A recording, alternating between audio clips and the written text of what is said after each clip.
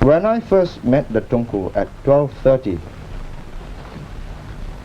on Saturday morning, I was still not convinced that in spite of everything Dr. Goh had told me, because he had been for a few days in discussion with the Malaysian ministers, I did not believe that there was no other way. I believed then that I could still convince the Tunku that there were a number of other ways of reducing communal tensions in Malaysia, such as a looser federation. You know, even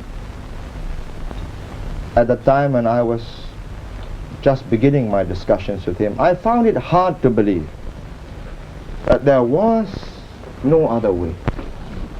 And I knew from what he said, and he has an intuition about these matters,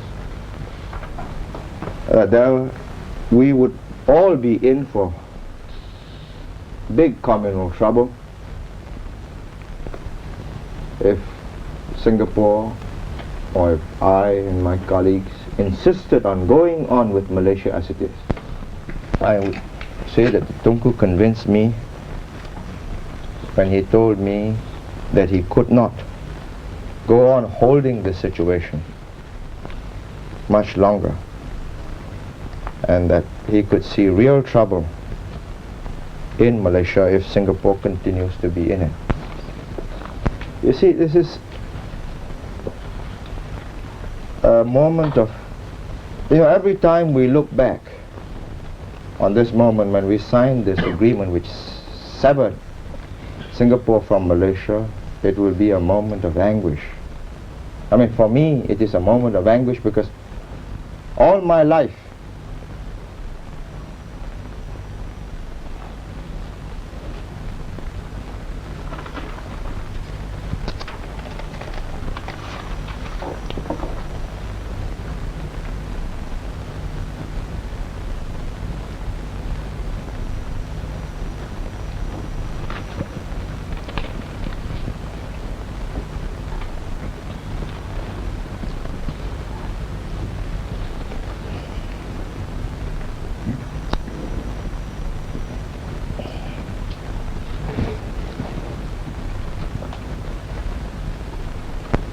you see, the whole of my adult life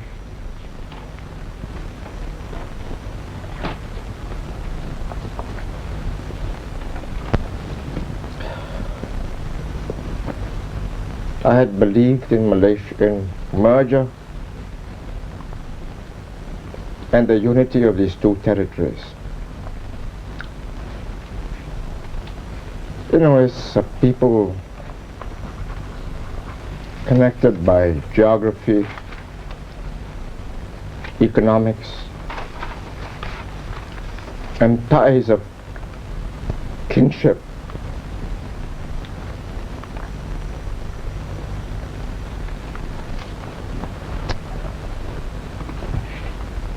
Would you mind if we stop for a while?